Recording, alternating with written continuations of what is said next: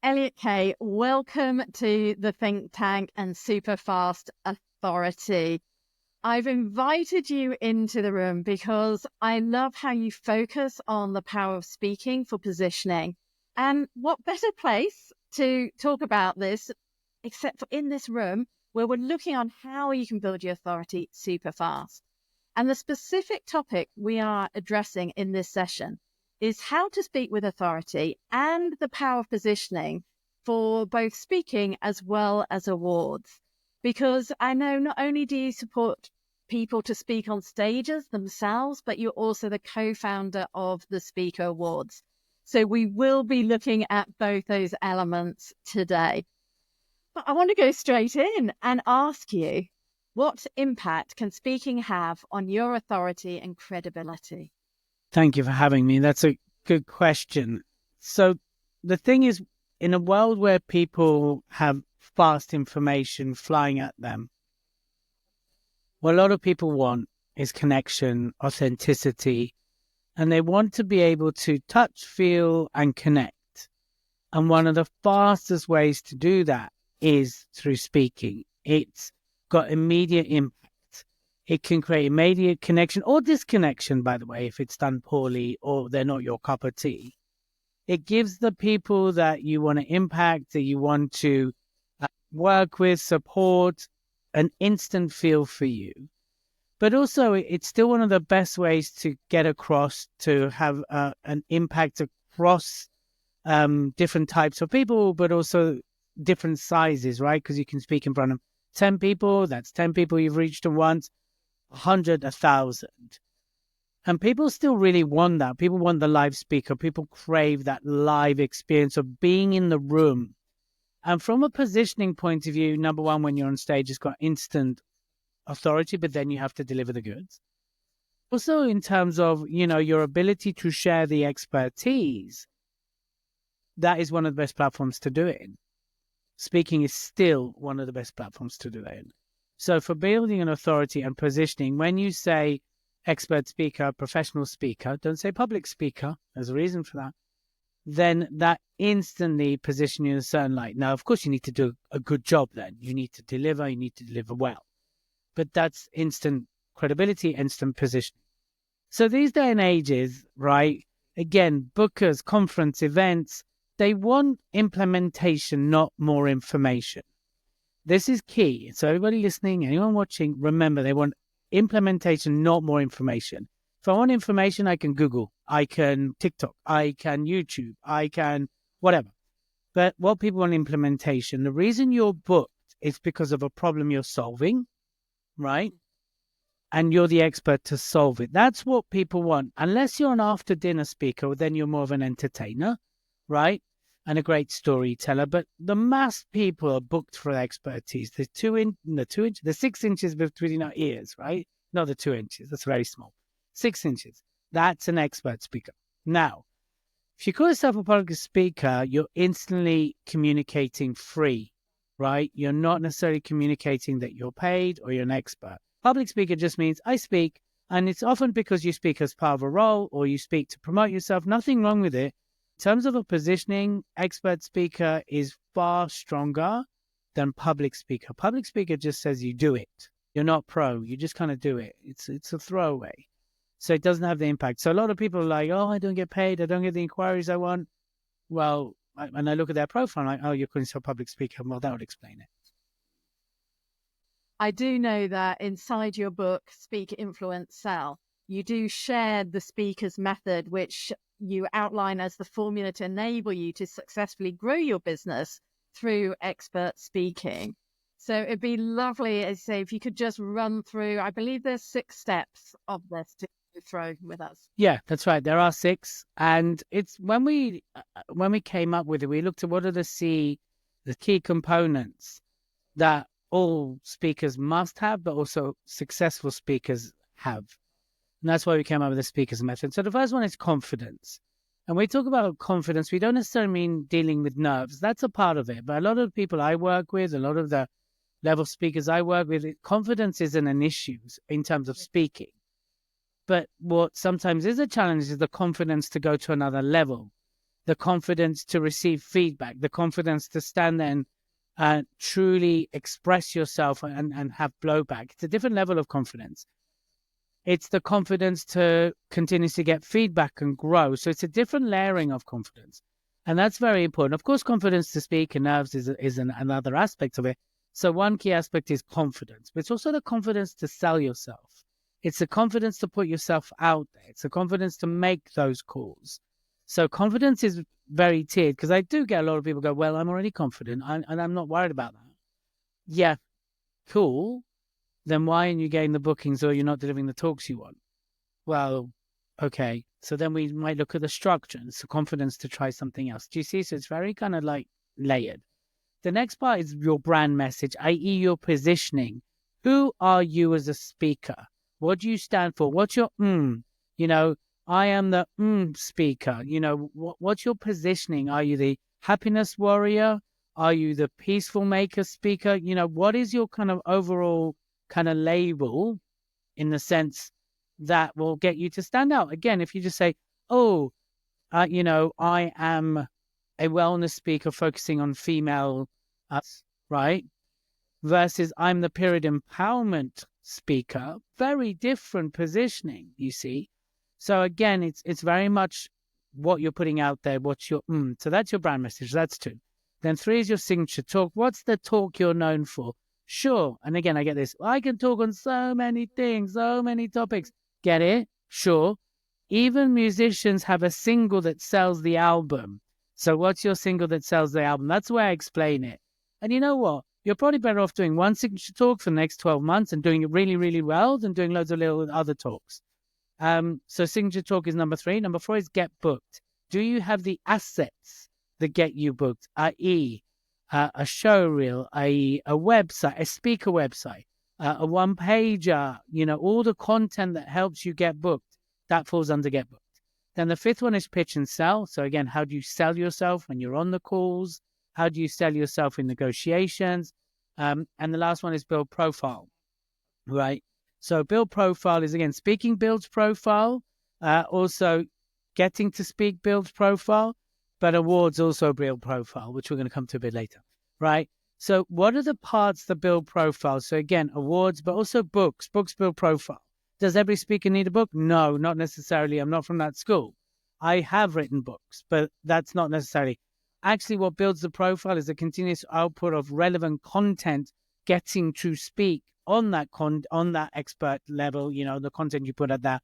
And then those who speak more. So that's what helps build the profile as well. So those 6 key elements: confidence, brand message, signature talk, get booked, pitch and sales, and build profile. So that's the speaker's method in a nutshell. If there's someone in this room and their big dream, their goal is, I want to speak on stages, I want to do the Tedx talk, or I want to be booked, how should they even just get started? What's the best piece of advice that you could have them just start on this journey? Advice is get your positioning started and get it right. It's not necessarily the positioning for the rest of your life, but it's the positioning that's going to get you booked. And that's what I would focus in. So for me, that's ground zero. Anyone I start to work with, I'm like, let's do a positioning piece, because it just creates that clarity for you to be able to promote and sell yourself as a speaker. The amount of people I have approached me, I've got a great story, I've overcome adversity. I'm like, that is fantastic. But that doesn't always mean you're commercial. That doesn't mean that people will pay for that.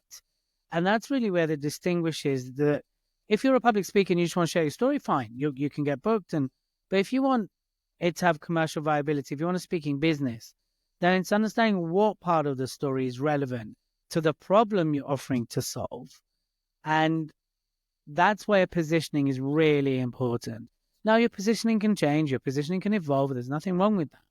But it's just knowing where you fit in. And the thing is, the speaking world does look to books people in. As much like, no, there's no box, I stand out. And it does. There's 2 industries that look to books you in. One of them is speaking, the other one is porn. But we're not going to talk about porn right now, right? I don't even watch porn, by the way, for the record. But that is true. They look Just gone off on a tangent there, Elliot. No, but in seriously, make sure people are awake. Stay awake, yeah. guys. Did you hear I just said that? Yes. But I'm focusing on the speaking industry is the good news. they do look to box you in, because if you were, if you're on the books of bureaus, they have clients that they want to put you in front of. If you have an agent, they need to know how to sell you. And if you can't distinguish yourself, or you can't position yourself, then no one can sell you. Then you can't sell you.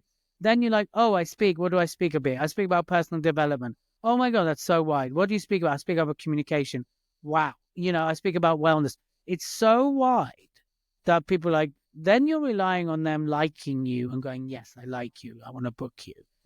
And again, that comes with its own challenges, because I might like you, but this guy or this person here, they'll do it for £500 cheaper. So I'm going to go with them. Versus I am the speaker. I am the leading expert in wellness and well-being. Therefore, my fee is this. They go, yeah, because you're the lead, or you're the best, or one of the best. And so I'd say start with positioning. That's the place to begin. And I think for anyone wanting to raise their authority across all the talks within the think tank, it is about positioning. And so that's a really good message to amplify, even with speaking. Is, as you say, you can't be the broad one does everything. Even if you've got the most amazing personality and you go bumbling around on stage or something, or make people laugh, if they don't know why you're there, people are going to leave going, well, that was all a bit of fun, but what did I get from it? Right, exactly. And you can be the fun speaker if you want to do sort of after dinners, right? That's more entertainment, that's more performance. I bring a lot of fun to what I speak about, but I'm still very professional and to the point, and I'm still one of the only people that speak about what I speak about. So in that respect, you can still have fun. The audience can have fun. You can be funny. But they have to have something to implement when they leave. So for those who don't know you, maybe they're new to your world, what is your It's my So I'm a speaking director, and I specialize in the 12 archetypes of communication. So when I speak and when I work with speakers, I introduce them to 12 different elements of their ability to speak, to communicate their expertise in a way that's impactful, relatable, and creates an experience. That's my Excellent. It's always nice to have a tangible example so people, okay, I understand that. Which moves us into, you co-founded the Speaker Awards. What was it that made you see that as an opening and it was something that needed in this space? Yeah, so the Speaker Awards came at the back of the pandemic, yes, the P word. And what happened in my thoughts, I was like, look, I know a lot of speakers that gave up their community. They gave up, like myself, their resources. And of course, a lot of people suddenly became speakers, right? And I just felt there was no public body to recognize speakers speaking. And I've always had this thing that I like to shine the light on other people. So yes, I'm a speaker. I'm a professional speaker. I speak a lot and I love it. It was like, who's recognized all these people that put all the hard work in? And I've always had this thing also about standardization and elevating the industry, because the speaking industry is the wild, wild west. It's a bit crazy. There's no real kind of like standardization. So, and then you go like, but who are you to standardize it? Well, no one else is doing it. So might as well be me. That's another conversation, right? So I turned to, at my time, business partner, now co-founder. And I went, I've got an idea. Normally when I got an idea, he goes like this, slaps his forehead, goes, not one of your ideas, Elliot. And I'm like, yes, one of my ideas. Simone Vincenzi's name was. And he went, you know what? I really like your idea for a change. But I'm not doing it without a promotional partner. I'm not doing it with someone that's got a big database. So then I looked around, excuse me, and I approached Rethink Press, Lucy and Joe, and they were like, yep, we love the idea, but you're never going to pull it off in the timeline that you say you're going to do it. So I approached them, I believe, in June or July, on the first one in November. And Lucy was like, you're never going to pull it off. It's never going to happen. We take a year to do the speaker award, the business book awards. You're just not going to do it. And I went, watch me. But not in a like horrible, angry way. I was like, oh, well, watch me kind of way. Like, ooh. I was quite naive, really. And sometimes being naive is a good idea, is a good thing. Anyway, we pulled it off. We did the first one November 2022. We had almost 100 people in the room. We had at the time 6 categories, 6 winners. It went on really well. Then since then, it's grown and grown and grown. This year, we had our biggest, most impactful event yet. And what's been very interesting with the evolution of it is the caliber of people we're attracting now. So we've got on the judging panel, we've got 3 big bureaus. We've got 2 big agents. Because the first year, I love the judges, but they weren't necessarily as caliberistic. But, our motto is elevating speakers, and that's really what we want to do. Elevate speakers, elevate the industry. What does the award gain the people who enter themselves and be in the room? And it's a public, it's a panel of independent judges. Yes, we have a process, but it's not a popularity contest. You can't go vote for me, right? It's all, you put yourself in, it goes to the panel. That's it. There's various aspects it helps the speaker. Number one, a lot of people go just going through the process of getting my positioning right, of getting my content right, of doing a show reel. That in itself got me to up my level. So that's number one. But in terms of like tangible results, so Jazan Parfar, she won, we've since changed the rule, but she won Speaker of the Year 2 years in a row, right? A couple of years ago, she literally was a bit like Man City and just won everything. Again, which is why we had to change the rules a bit. But what she's found is literally people are just booking her on the basis that she's been like, oh, you're Speaker of the Year, we want to book you. Oh, you won that award, we want to book you. She's already very busy, so she's gone to another level. The other one that won is Mark, and he won Booker's Choice Award. So this is a guy that's 25 years, been speaking. He's got his talk very well polished. He's done a lot of great stuff. And recently he was interviewed by Maria Franzoni, our ambassador, and he said it's massively impacted his speaking. Now he's already very established, but he's finding the inquiries are different, the fees are different. Again, because he's won Booker's Choice Award. So Booker's Choice, that's what's which is judged by bureaus. So you can imagine that the level. I mean, they're all very high, but these are like bureau people looking at your stuff going, you're bookable, right? So he's seen a difference. But I'd like to tell this story as well. So there's a lady called Vanessa Struman. She's very much in healthy living. She's into vegan diets or healthy diets. And what's interesting with Vanessa is this year she entered, but she wasn't even shortlisted, but she'd already bought a ticket. And of course, she was a bit angry and a bit annoyed she didn't win, but she came to the awards anyway.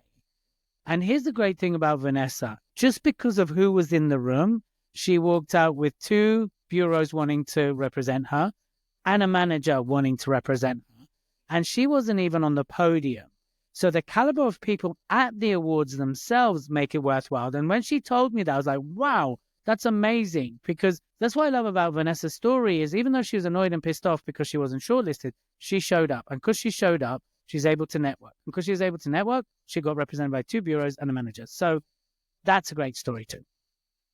It is. It's wonderful. And our time is coming to the end. So the question I love to ask everyone is, what is the question that you can ask the audience right now to move them from just thinking about this into action, to kickstart the think tank conversation? So the question I always end these interviews with is this.